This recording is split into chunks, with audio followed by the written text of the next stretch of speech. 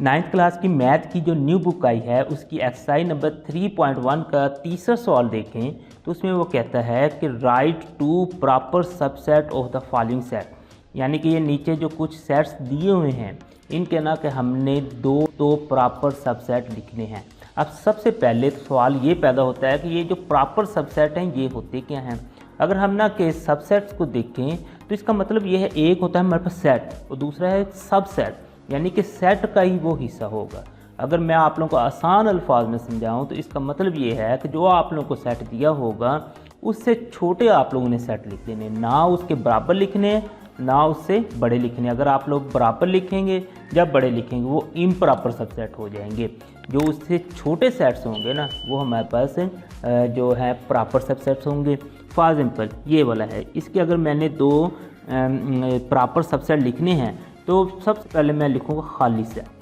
ये जो खाली सेट यानी कि एम्प्टी सेट है ये हर सेट का ना कि प्रॉपर सबसेट होता है।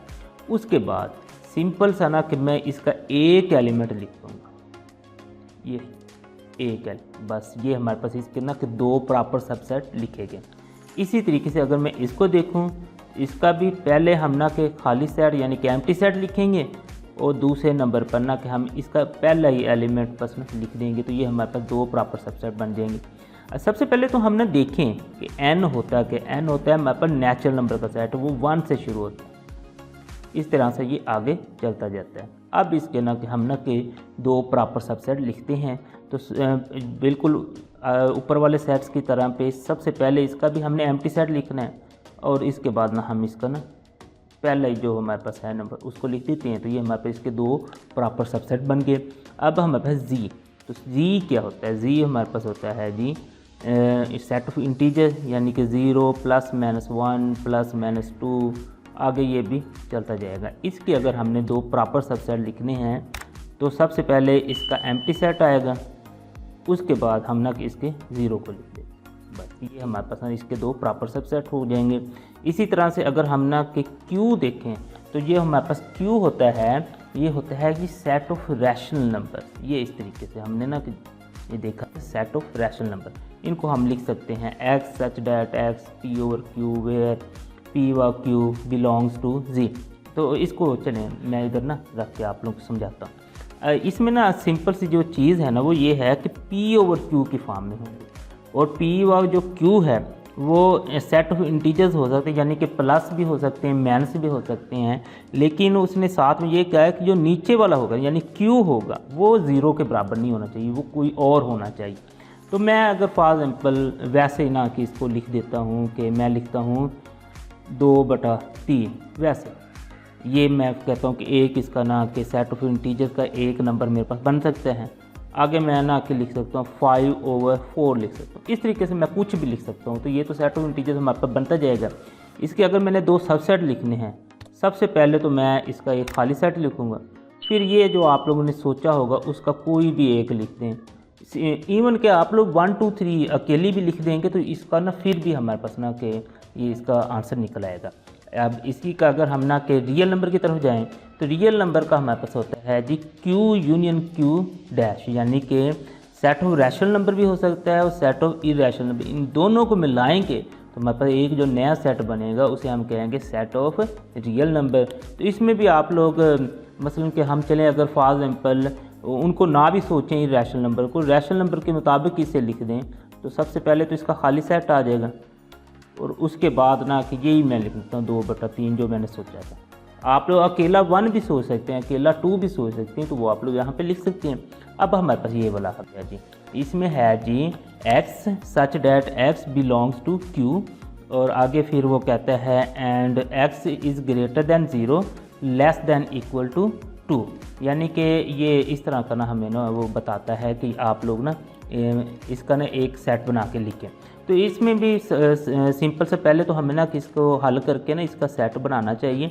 तो वो हमारे पास ना कि बन जाएगा। फॉर एग्जांपल ये कह रहा है कि x जो है वो 0 से बड़ा होना चाहिए, वो सेट ऑफ रैशनल नंबर, और दूसरा फिर वो 2 के बराबर भी हो सकता है और 2 से छोटा भी हो सकता है।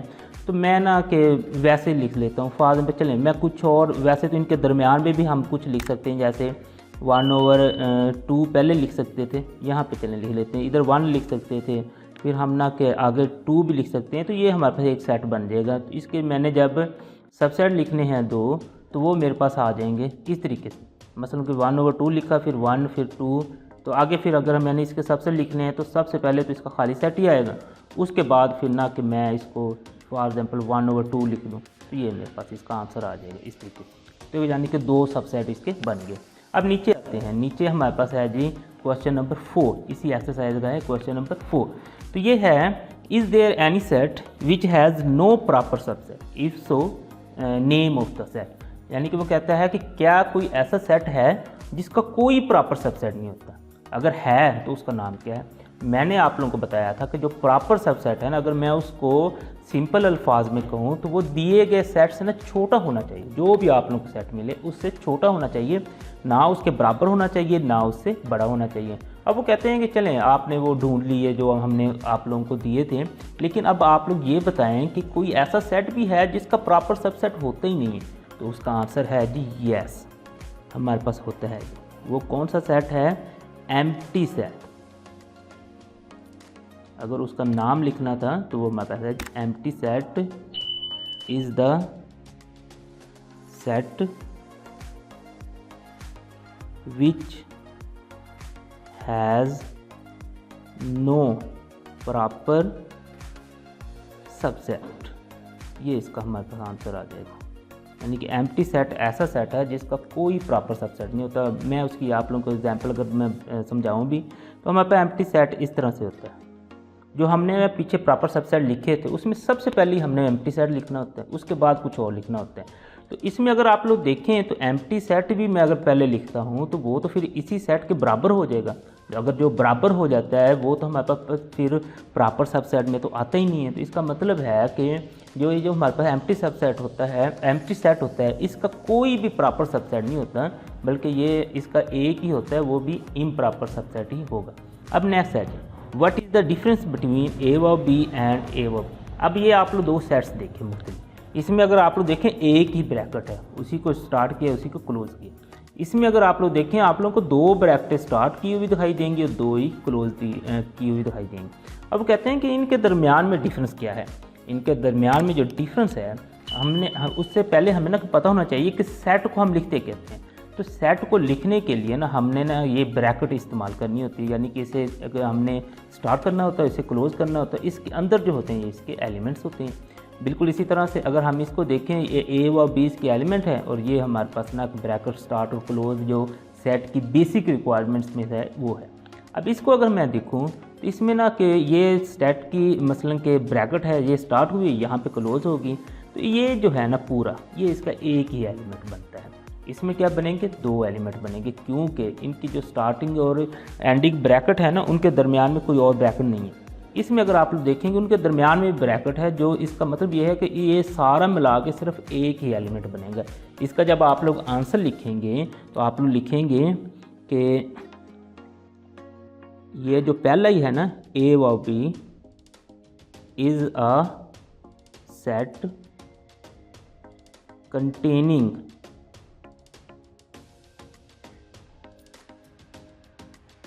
टू एलिमेंट्स ए व बी। आगे लिखते हैं ऑन द अदर है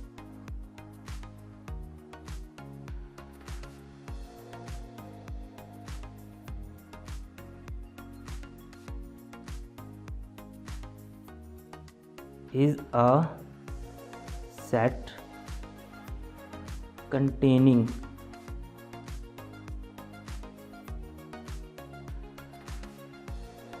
only one element।